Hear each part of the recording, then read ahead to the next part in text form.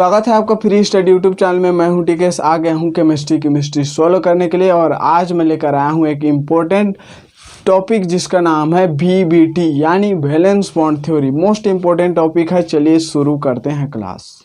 VBT का जो full form होता है वो होता है valence bond theory. Valence bond theory. अब देखिए जो वैलेंस बॉन्ड थ्योरी है इनको किसने जो है दिया था, तो इसका नाम आ जाता है, इसमें पॉलिंग का नाम आ जाता है। जो पॉलिंग भाई साहब थे उन्होंने वैलेंस बॉन्ड थ्योरी को दिया था। तो ये जो वैलेंस बॉन्ड थ्योरी है ये क्या क्या एक्सप्लेन करता है।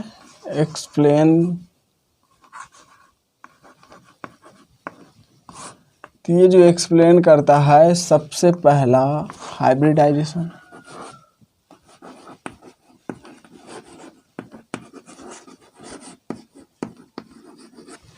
मतलब किसी भी मॉलिक्यूल का हाइब्रिडाइजेशन, किसी भी कॉम्प्लेक्स कंपाउंड का हाइब्रिडाइजेशन ये क्या करता है, बताता है। जैसे हमें किसी भी मॉलिक्यूल का मान के चलिए हाइब्रिडाइजेशन पता चल गया। मान के चलिए मैं लिख दिया sp3d2। तो आप लोग इसके जो है क्या कर लोगे कि sp3d2 ये जो है किस टाइप की संरचना होती है, ऑक्टाहेड्रल, अष्टफलकीय। तो जो है जो कंपाउंड है उसका हाइब्रिडाइजेशन है sp3d2, तो उसकी जो संरचना होगी, उसकी जो शेप होगी किस प्रकार की होगी, ऑक्टाहेड्रल टाइप की। तो हमें जो है हाइब्रिडाइजेशन के साथ साथ क्या पता चल जाता है, दूसरा चीज शेप ऑफ मॉलिक्यूल। दूसरा चीज ये पता चल जाता है shape of molecule. Third point आते हैं, इसमें नंबर ऑफ अनपेयर इलेक्ट्रॉन के बारे में पता चलता है। Unpair electrons. तीसरा चीज क्या पता चलता है, नंबर ऑफ अनपेयर इलेक्ट्रॉन उस कंपाउंड में, उस कॉम्प्लेक्स में कितनी है। फोर्थ में आते हैं, जैसे हमें नंबर ऑफ अनपेयर इलेक्ट्रॉन के बारे में पता चल जाएगी तो हम लोग जो है उसकी मैग्नेटिक प्रॉपर्टी के बारे में जान जाएंगे। Magnetic properties. और मैग्नेटिक प्रॉपर्टी निकालने का जो एक फॉर्मूला होता है μ =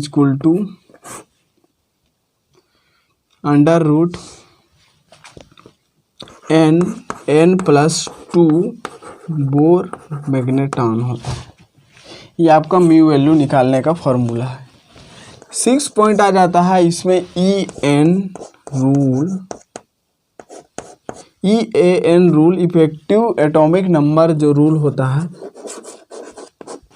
6 नंबर वैलेंस बॉन्ड थ्योरी का एक्सप्लेन करता है EAN रूल। इसके थ्रू हम लोग जो है कॉम्प्लेक्स की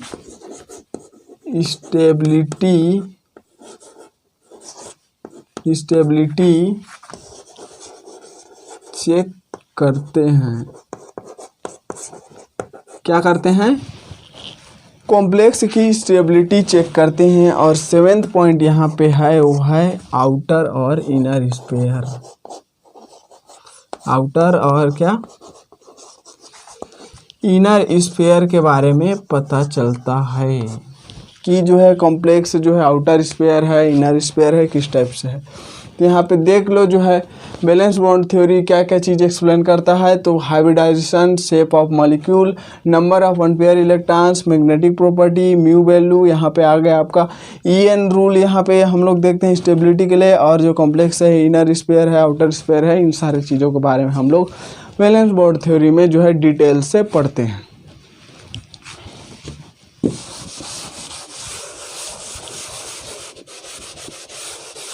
इन सबसे पहले हमें एक और चीज़ जानना बहुत ज़रूरी है, वो है मेटल की प्रॉपर्टी, लिगेंड की प्रॉपर्टी, जो कि हम लोग क्या कोऑर्डिनेशन कंपाउंड में पढ़ ही रहे थे, लिगेंड मेटल्स। तो जो मेटल होती है, आप लोग देखे होंगे जो मेटल थी कोऑर्डिनेशन कंपाउंड में, D ब्लॉक की मेटल थी। एक तो 3D और जो है 4D और 5D। तो मैंने क्या लिखा है, 3D को एक साइड और 4D को एक साइड, 4D और 5D को एक साइड। अब इसमें चेक करेंगे कि यहाँ से कैसे होते जाएगा। तो यहाँ पे क्या होगा, जो 4D और 5D के मेटल में जो इलेक्ट्रॉन्स होंगे वो जो है क्या करेंगे, डायरेक्ट क्या करेंगे, पेयरिंग। इसी को क्या बोल सकते हैं, रीअरेंजमेंट। इसको समझ लेते हैं पेयरिंग या रीअरेंजमेंट। मतलब इसमें कोई सा भी हम लोग लिगेंड रहेंगे, जैसे सेंट्रल मेटल एटम है, ये जो है मान के चलो ओस्मियम है, ओस्मियम के साथ मैंने इस तरह से स्ट्रक्चर बनाया। तो ओस्मियम क्या होता है, इसमें जो है 6 इलेक्ट्रॉन इस तरह से होते हैं, 1 2 3 4 5, ये 6। तो ये जो है क्या करेंगे, ये जो है पेयरिंग कर जाएंगे बिना किसी इस लिगेंड की इफेक्ट से, बिना किसी लिगेंड की इफेक्ट से क्या करेंगे, पेयरिंग कर जाएंगे जो 4D और 5D के जो एलिमेंट होंगे, जो मेटल होंगे, ठीक है। तो ये किस तरह से पेयरिंग हो जाएंगे, इसमें 2, इसमें 2, इसमें 2, इस तरह से। जो 4D और 5D जो होंगे वो क्या करेंगे, डायरेक्ट पेयरिंग कर देंगे किसका, इलेक्ट्रॉन्स का। अगर आगे देखते हैं अब 3D के बारे में देखते हैं। इधर को मैं रफ कर रहा हूँ।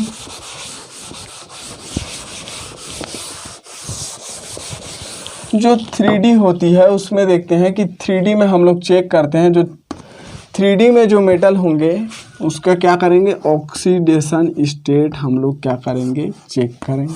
क्या चेक करेंगे, ऑक्सीडेशन स्टेट चेक करेंगे। अगर ऑक्सीडेशन स्टेट +3 से ज़्यादा है, और अगर ऑक्सीडेशन स्टेट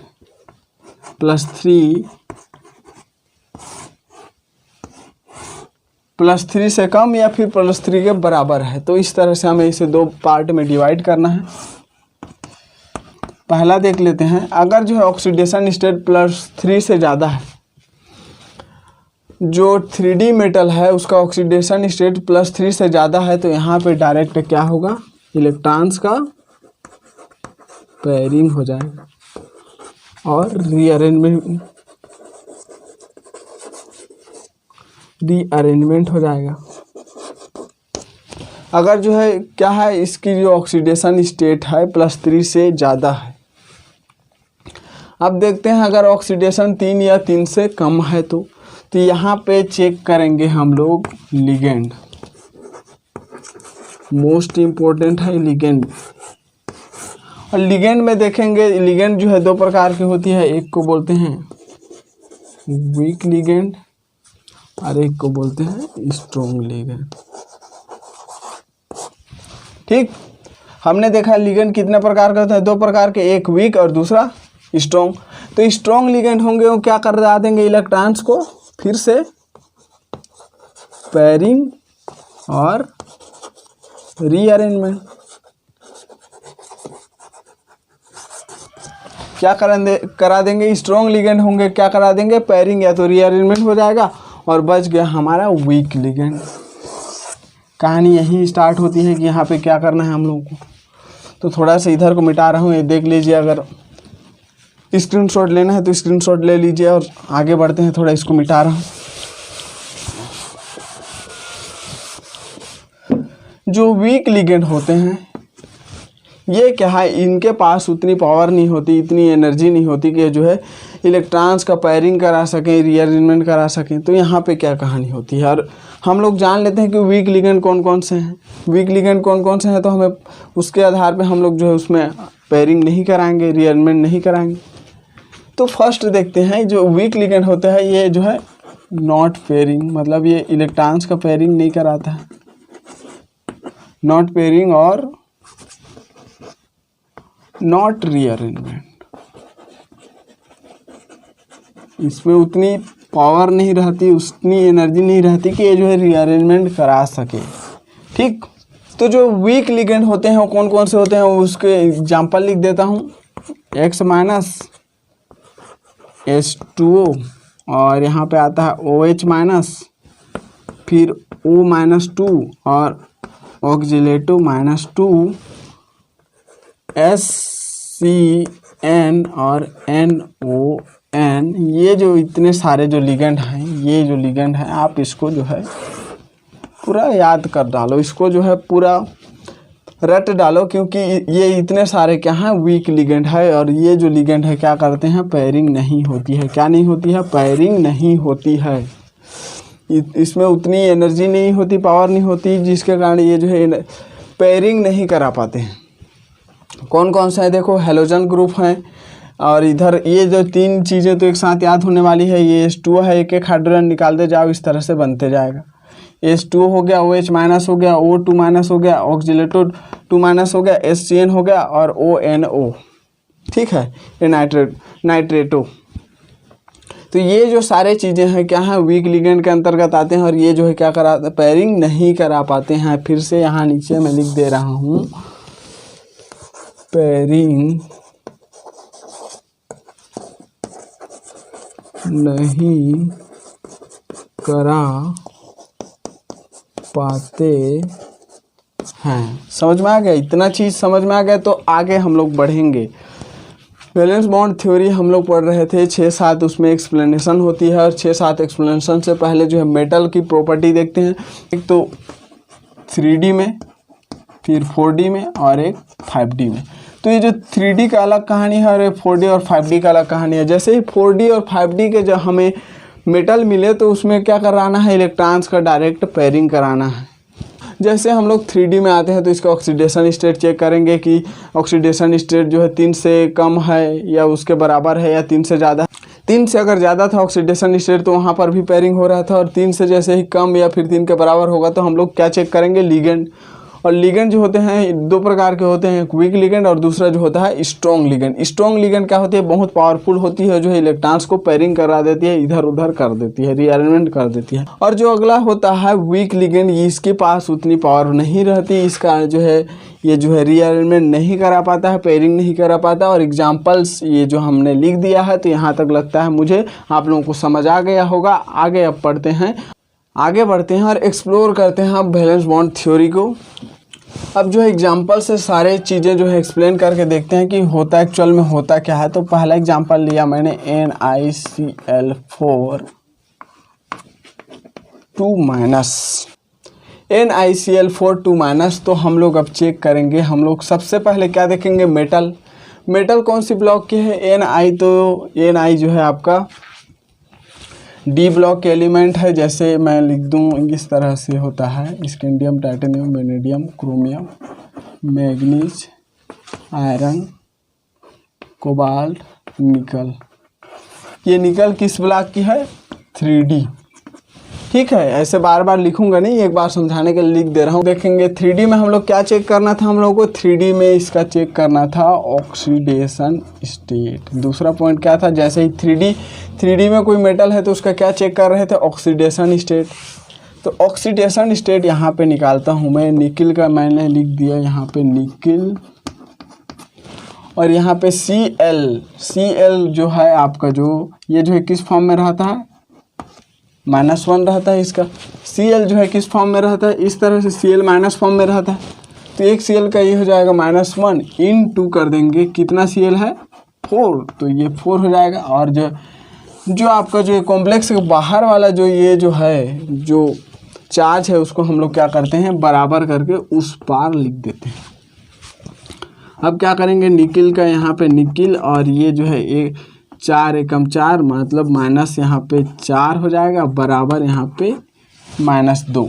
और निकिल इस पार रहेगा, और जब इसको जो है हम लोग उस पार करेंगे तो ये जो है प्लस में आ जाएगा, और इस तरह से। और निकिल की जो वैल्यू निकल के आएगी, जो ऑक्सीडेशन स्टेट निकल के आएगी, वो क्या हो जाएगा, +2।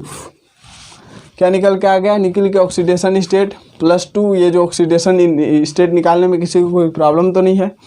आगे देखेंगे ऑक्सीडेशन स्टेट अगर इसका जो है 3 या 3 से कम है तो हम लोग क्या चेक कर रहे थे, लिगेंड चेक कर रहे थे। क्या, लिगेंड। तो यहाँ पे ऑक्सीडेशन स्टेट कितना है निकिल का, Ni+2, ये इसका ऑक्सीडेशन स्टेट हो गया। अब देखो यहाँ पे तीसरा स्टेप क्या है, अब जो है लिगेंड की प्रॉपर्टी देखेंगे। क्या देखेंगे, लिगेंड जो है वीक है कि स्ट्रॉन्ग है। तो बताओ जो Cl- है ये जो है वीक लिगेंड है कि स्ट्रॉन्ग लिगेंड है। मैंने बताया था 2 तरह के लिगेंड, स्ट्रॉन्ग लिगेंड और week ligand.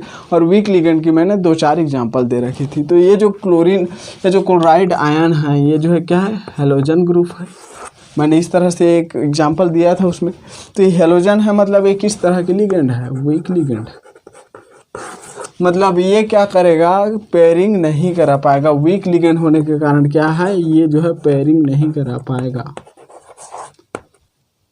Pairing not know pairing, यहाँ पे नो पेयरिंग, इसमें क्या होती है, पेयरिंग नहीं होती है। ये जो लिगेंड वीक होने के कारण इसमें पेयरिंग नहीं होगी। तो अब देखते हैं इसकी स्ट्रक्चर, और निकिल की जो 2 इलेक्ट्रॉन होंगे कुछ इस प्रकार होंगे। तो निकिल में कितने इलेक्ट्रॉन होते हैं, 10 इलेक्ट्रॉन होते हैं, गिन के बता रहा हूँ मैं, 3 4 5 6 7 8 9 और 10। जो है क्या होता है, 4s में 2 इलेक्ट्रॉन और जो है 3d में कितना, 8 इलेक्ट्रॉन। तो जो है 2 इलेक्ट्रॉन तो बाहर निकल गया है, देखो निकिल 2+ है तो 2 इलेक्ट्रॉन निकल गया है, तो कितना बचेगा, 4s0 3d8। तो इसका स्ट्रक्चर बनाते हैं। अब कैसा होता है इसकी जो इलेक्ट्रॉनिक कॉन्फ़िगरेशन, 1 2 3 4 5 6 7 8 इस तरह से संरचना है।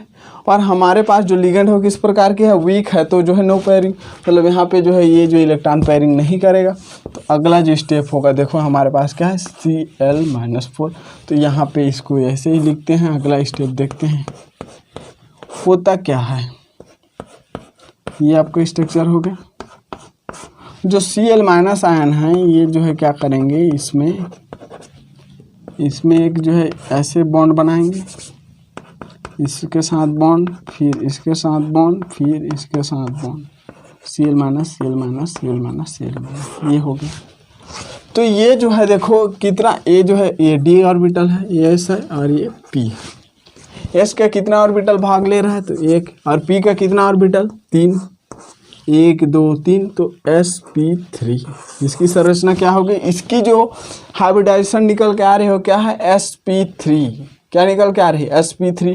और इसके पास क्या है, अनपेयर ऑफ इलेक्ट्रॉन्स भी हैं। देखो फर्स्ट है हाइब्रिडाइजेशन में देखेंगे, हाइब्रिडाइजेशन जो होगी निकिल की, क्या निकल के आया है, sp3।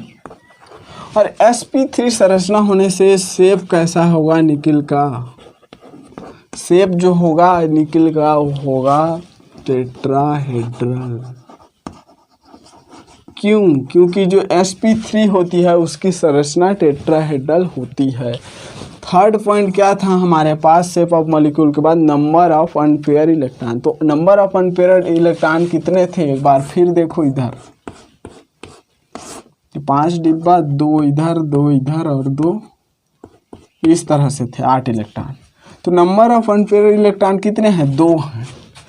तो n मैं क्या लिखूं, 2। और यहाँ पे हम लोग देखेंगे नंबर ऑफ अनपेयर इलेक्ट्रॉन पता चल जाने से हमें मैग्नेटिक प्रॉपर्टी पता चल जाती है। जैसे number of unpair electron presents हैं तो जो है पैरामैग्नेटिक, और जो है अब्सेंट्स हैं तो डायमैग्नेटिक।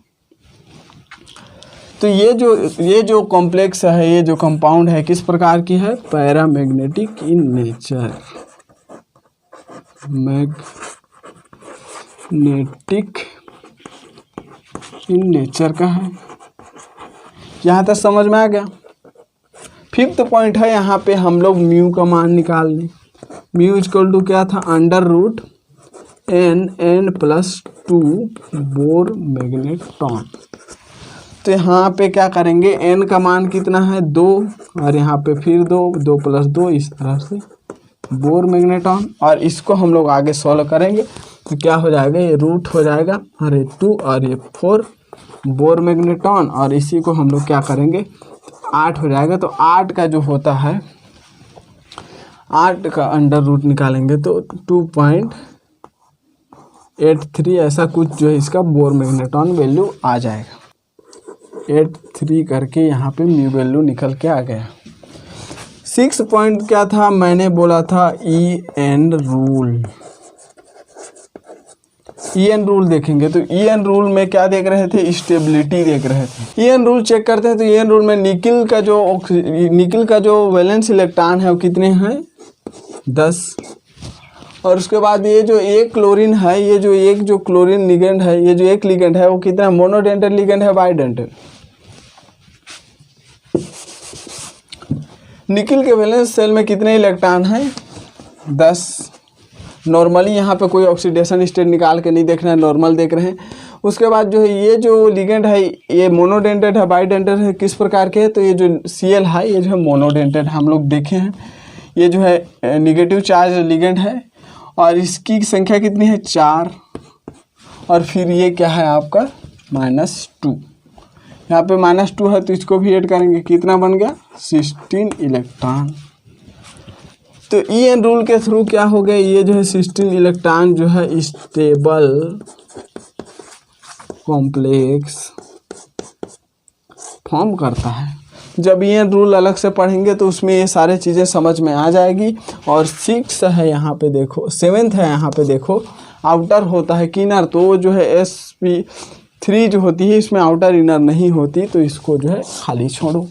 इस तरह से समझ में आ गया कि इस कॉम्प्लेक्स की हाइब्रिडाइजेशन है sp3 संरचना है tetrahedral, number of unpair electron 2, और इसकी जो मैग्नेटिक प्रॉपर्टी है पैरामैग्नेटिक, और म्यू वैल्यू 2.83, EN रूल में 16 इलेक्ट्रॉन, और स्टेबल कॉम्प्लेक्स हम लोग को प्राप्त हो रहा है। समझ में आ गया। सेकेंड एग्जाम्पल है यहाँ पे FeS2O6 2+। फर्स्ट ऑफ ऑल हम लोग क्या चेक कर रहे थे, मेटल जो है कौन सी ब्लॉक की है 3D ब्लॉक की, इधर लिख रहा हूँ 3D क्या है 3D की होने के बाद हम लोग क्या चेक कर रहे थे ऑक्सीडेशन स्टेट। तो इसकी ऑक्सीडेशन स्टेट चेक करते हैं, Fe यहाँ पे उसी प्रकार रहेगा। और यहाँ पे जो H2O है ये जो है न्यूट्रल लिगेंड। मैंने क्लासिफिकेशन ऑफ लिगेंड में ये जो लिगेंड की प्रॉपर्टी बता दी है, न्यूट्रल होता है, पॉजिटिव होता है, नेगेटिव होता है। तो आप उस वीडियो को एक बार देख लें ताकि जो है आपको कन्फ्यूजन ना हो कि जो है कैसे ऑक्सीडेशन स्टेट निकालते हैं। तो H2O का क्या होता है यहाँ पे 0 होता है, क्योंकि ये न्यूट्रल होता है। 0 इंटू क्या कर देंगे 6 कर देंगे, तो इसका वैल्यू क्या हो जाएगा 0। और कॉम्प्लेक्स से जो बाहर चार्ज है उसको हम लोग जो है बराबर करके उस पार इस चार्ज को लिखते हैं। तो Fe का Fe और ये जो है 6 शून्य 0 हो जाएगा, तो ये जो है इसका वैल्यू 0, और इस तरह से Fe का आ जाएगा ऑक्सीडेशन स्टेट +2। और जैसे ही +2 आता है ऑक्सीडेशन स्टेट, हम लोग को क्या करना रहता है लिगेंड की प्रॉपर्टी के बारे में देखना रहता है। तो यहाँ पे जो लिगेंड है यहाँ पे चेक करते हैं, लिगेंड है वो क्या है H2O। क्या लिगेंड है H2O, जो कि क्या है वीक लिगेंड है। और वीक लिगेंड में क्या होता है नो पेयरिंग, मतलब जैसा जो इलेक्ट्रॉन फिलिंग रहेगा वैसा ही होगा, और उसमें कोई किसी तरह की रीअरेंजमेंट नहीं होगी। तो हम लोग अब क्या करते हैं, इसकी जो है इलेक्ट्रॉनिक कन्फिग्रेशन लिखते हैं। 2 इलेक्ट्रॉन आपका DS ब्लॉक से चला गया है, और ये है आपका 6 इलेक्ट्रॉन कुछ इस प्रकार से होगा। ठीक है, जो कॉम्प्लेक्स कुछ इस तरह से बनती है DSPD 3D 4S 4P 4D इस तरह से। इसमें कोई पेयरिंग नहीं हुई। अब क्या करेंगे, जो H2O लिगेंड है इसमें क्या करेंगे ऐड करते जाएंगे, तो दूसरा जो स्ट्रक्चर होगा इस प्रकार से, यहाँ से ये 3 और इधर का ये 2, इसमें H2O आएंगे, इसमें H2O, इसमें H2O, इसमें भी लिगेंड का जो है कितने लिगेंड्स हैं 6 लिगेंड है। तो जो 6 H2O लिगेंड है कुछ इस प्रकार से बॉन्ड करेंगे इसके वैलेंस सेल से। एक S ऑर्बिटल, 3 P ऑर्बिटल और 2 D ऑर्बिटल से। तो चेक करते हैं अब क्या बन गया, हाइब्रिडाइजेशन हो गया इनके बीच में। और क्या बना यहाँ पे sp3d2 क्या बन गया, यह क्या हाइब्रिडाइजेशन निकल के आ रही है sp3d2। अब यहाँ से कहानी शुरू होती है, इसको मिटाते हैं और लिखते हैं हाइब्रिडाइजेशन क्या हो गया। इधर इसको भी मिटा देता हूँ। पहला पॉइंट हाइब्रिडाइजेशन क्या हो गया इसकी, तो इसकी हाइब्रिडाइजेशन है sp3d2।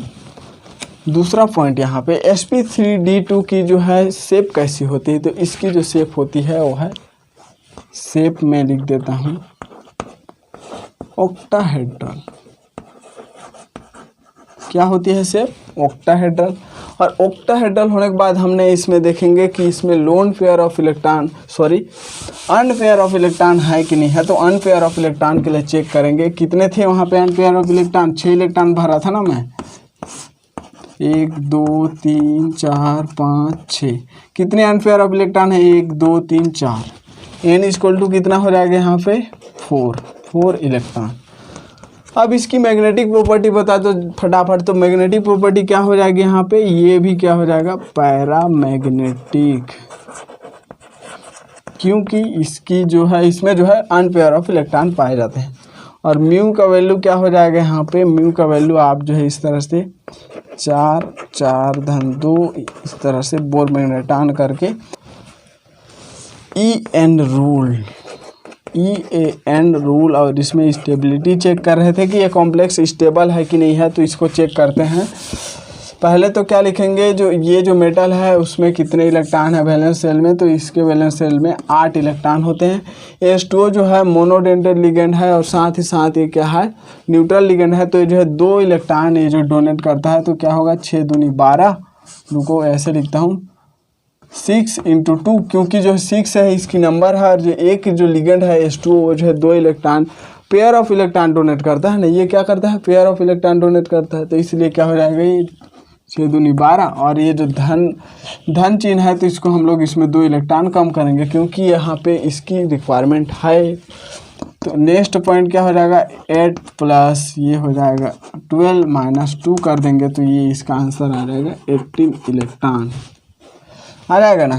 तो जो 18 इलेक्ट्रॉन होती है ऑक्टाहेड्रल कॉम्प्लेक्स में वो क्या होती है 18 इलेक्ट्रॉन, जो कि क्या है स्टेबल कॉम्प्लेक्स बनेगा स्टेबल कॉम्प्लेक्स। और लास्ट पॉइंट यहाँ पे मैंने बताया था आउटर स्पेयर होगा इनर स्पेयर। तो जो है आप देखो sp3d2, तो इसी के आधार पे हम लोग इस D के आधार पे हम लोग क्या है इसको आउटर स्पेयर इनर स्पेयर बोलते हैं। तो ये किस प्रकार की है, D किधर है बाहर साइड है। तो ये हो जाएगा आपका आउटर स्पेयर कॉम्प्लेक्स, ये हो गया। इस तरह से जो है हमने इस कंपाउंड की इतने सारे जो है एक्सप्लेनेशन कर दिए। नेक्स्ट एग्जांपल यहाँ पे मैं ले रहा हूँ वो है RuOH6 फर्स्ट हम लोग क्या करते थे मेटल देखते थे। तो मेटल यहाँ पे लिख के बताता हूँ मैं। मेटल 3D की है, 4D की है, 5D की है। तो यह जो है आयरन के नीचे में आता है। देखो इस तरह से आयरन, फिर ये मतलब आयरन 3D, ये 4D और ओस्मियम क्या है 5D। मतलब ये जो मेटल है वो क्या है 4D का है। मतलब किसकी है 4D का मेटल है। मतलब अब सीधा सीधा इसमें कोई वो नहीं है, डायरेक्ट क्या होगा पेयरिंग होगा, पेयरिंग और रीअरेंजमेंट।